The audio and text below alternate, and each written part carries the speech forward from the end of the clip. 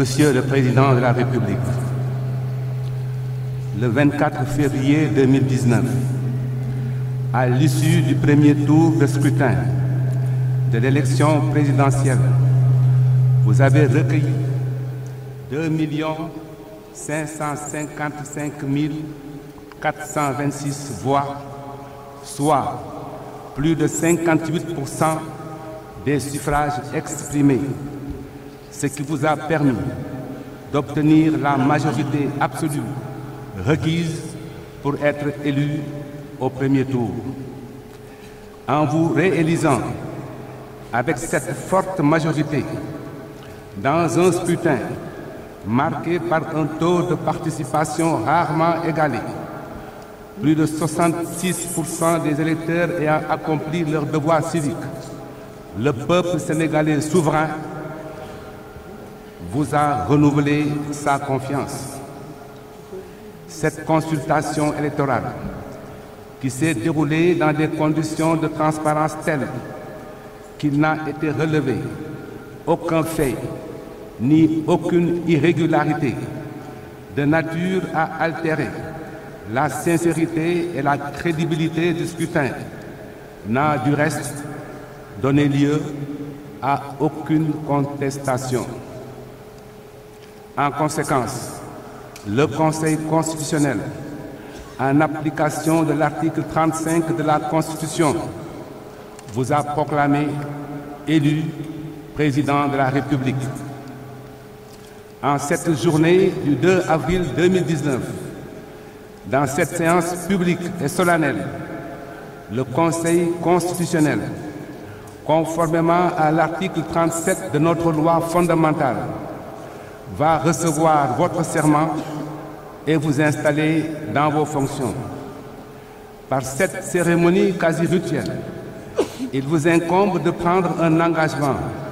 à la fois juridique et moral, celui de tout mettre en œuvre pour la réalisation des rêves de bonheur, de prospérité, de justice et de sécurité de vos concitoyens. Vous êtes appelés à prendre cet engagement dans un contexte mondial où même les vieilles démocraties sont en proie à une crise profonde des valeurs républicaines à travers la résurgence des idéologies obscurantistes et extrémistes qui ont fini de décomplexer le discours suprématiste, racial, le repli identitaire et l'intolérance religieuse. Vous êtes aussi appelés à prêter ce serment dans un contexte africain encore marqué par l'instabilité politico-militaire, l'extrémisme violent et les conflits ethnico-religieux, et dans un contexte national où des clivages de tous ordres se font jour. Vous avez assurément pris la mesure de l'ampleur de la tâche, puisqu'après cette année à la magistrature suprême, vous avez décidé de vous présenter à nouveau devant vos concitoyens avec comme principal argument vos réalisations et votre vision de l'avenir déclinée dans le plan Sénégal émergent. En vous renouvelant leur confiance, vos concitoyens ont pour le moins validé votre bilan et adhéré à votre projet de société. Le Conseil constitutionnel vous exprime par ma voix ses très chaleureuses et sincères félicitations. Excellences, Mesdames et Messieurs, chers concitoyens, le Sénégal vient encore une fois, à travers ce processus électoral, de marquer son attachement aux valeurs démocratiques qui constituent les fondements de la République. Cependant, si l'élection présidentielle est, comme indiqué tantôt, le moment du bilan pour le président de la République sortant, elle constitue également un moment d'introspection générale au plus profond de notre moi collectif et un critérium pertinent permettant de mesurer la maturité de nos institutions républicaines, de notre conscience citoyenne et aussi l'ancrage de nos élites politiques et intellectuelles dans ce qu'il convient d'appeler une culture de l'état de droit. Le pacte démocratique et l'état de droit supposent en effet un rapport positif à la loi et aux institutions, c'est-à-dire, pour reprendre le mot de François Host, une inclination à la civilité républicaine. Il suppose en outre un respect mutuel et un esprit de dépassement entre les acteurs du jeu politique en vue de surmonter la suspicion entre adversaires politiques afin de trouver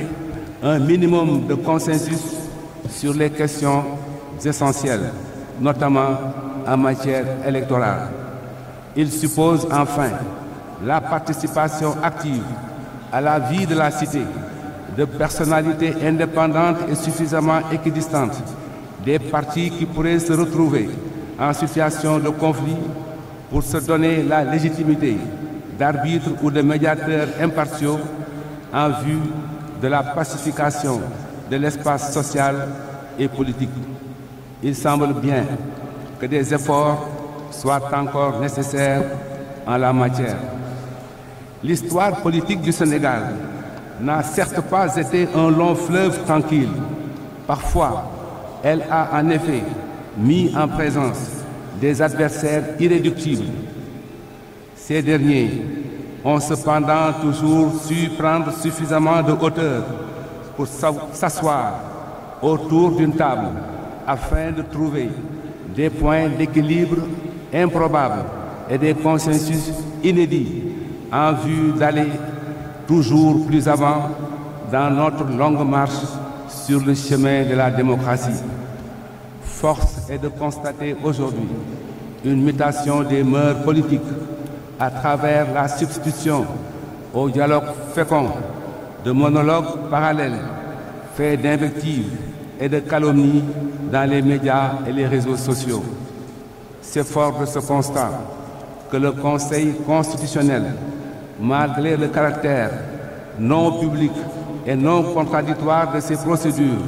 mais conscient que sa mission de sauvegarde de la volonté de l'électeur et de garantie de la sincérité du scrutin doit s'appuyer sur une démarche empreinte de transparence, a ouvert ses activités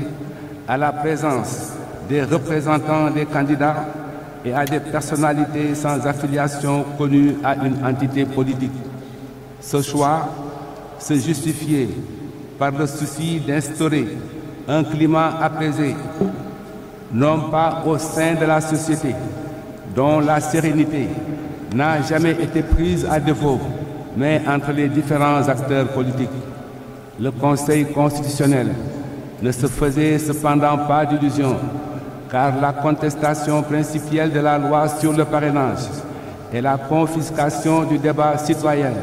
avait pour conséquence logique la contestation de la mise en œuvre de la dite loi et au-delà, la contestation des institutions. Ces institutions,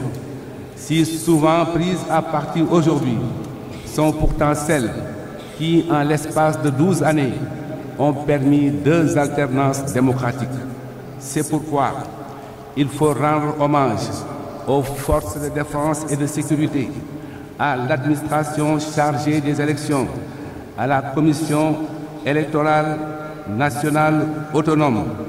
au Conseil national de régulation de l'audiovisuel, à la Commission nationale de recensement des votes, aux commissions départementales de recensement des votes et aux délégués de la Cour d'appel pour avoir, encore une fois, avec discrétion et efficacité, permis aux citoyens d'exercer leur droit de vote dans un cadre organisé, transparent et sécurisé. C'est aussi le lieu de saluer la maturité des électeurs qui, à nouveau, ont fait preuve de responsabilité et de discernement pour la préservation de nos acquis démocratiques. Ces électeurs, composantes anonymes et laborieuses de la société, n'ont fait ni vœu de contestation systématique, ni allégeance inconditionnelle à quelque chapelle politique que ce soit. Ils savent cependant que leur voix compte et attendent patiemment le jour du scrutin pour exprimer leur choix. Il faut apprendre à les respecter et à compter avec eux. En allant massivement aux urnes, ils ont su préserver la paix sociale par leur comportement civique, renouvelant ainsi leur confiance aux institutions républicaines impliquées dans le processus électoral. Le discours politique gagnerait à s'élever à la hauteur de la conscience citoyenne de ce peuple, afin que le Sénégal reflète enfin et pour toujours l'image de la démocratie mature et apaisée qu'il est réellement.